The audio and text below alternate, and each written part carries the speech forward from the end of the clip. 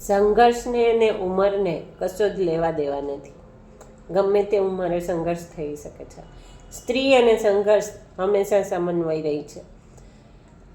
નાની કે મોટી જીવનમાં આવતા તમામ પડાવ તે સરળતાથી પાર પાડે છે.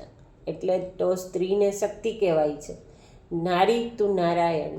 આ વાક્ય સ્ત્રીએ સાચું પાડ્યું છે.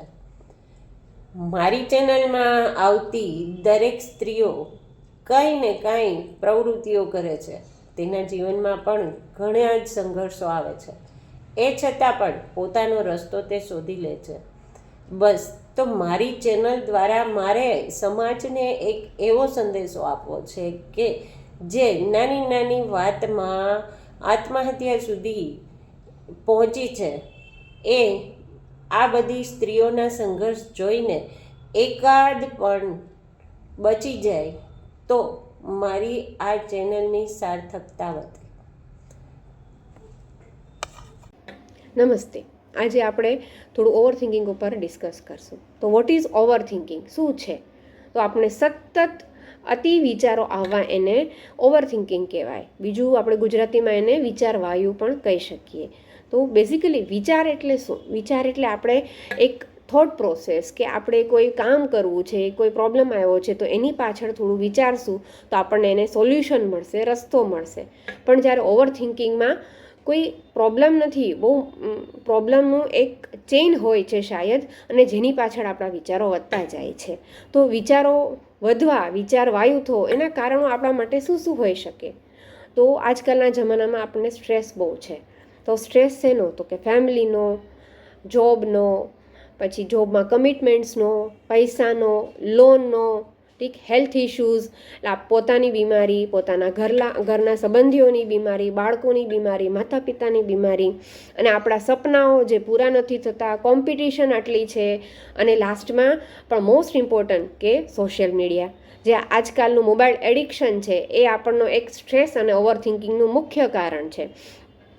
કે આપણે સોશિયલ મીડિયામાં કોઈની પોસ્ટ જોઈ, સગા સંબંધીની નવી કાર લીધી, નવું ઘર લીધું, નવી નોકરી મળી, આપણાથી પગાર સારો થયો, એ લોકો ક્યાંક ફરવા ગયા, તો આપણને ટેન્શન થયું કે હાય હું રહી ગયો, અને પછી ત્યાંથી વિચારો ચાલુ થઈ ગયા. ઠીક, પણ એમાં સોલ્યુશન નથી મળતું, અને આમ ને આમ આપણે ધીરે ધીરે વિચારોના અને ઓવરથિંકિંગના શિકાર બનતા જઈએ છીએ.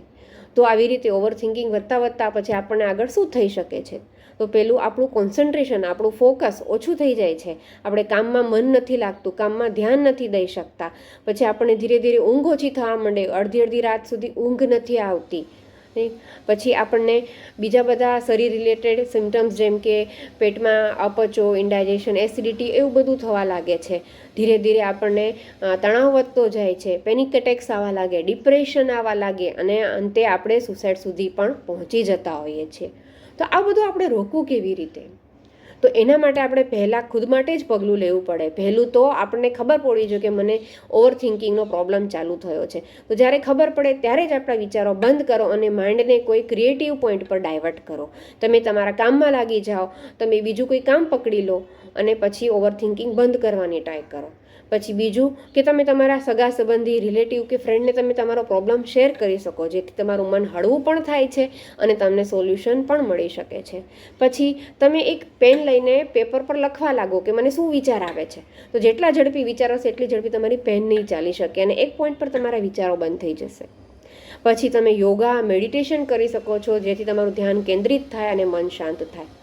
અને તમે લાસ્ટમાં કાઉન્સેલરની પણ હેલ્પ લઈ શકો, જે તમને કાઉન્સેલિંગ આપે છે પદ્ધતિસર, સ્ટેપ વાઇઝ, અને તમને મન શાંત કરવા મદદ કરે છે. અને તમે એનાથી પણ આગળ એક ટ્રીટમેન્ટ પણ લઈ શકો, કોઈ પણ તમારા વિશ્વાસપાત્ર ડૉક્ટર પાસે જઈને તમારા શરીર, મન, મગજની તકલીફ માટે ટ્રીટમેન્ટ કરીને તમે ખુદને રિકવર કરી શકો છો.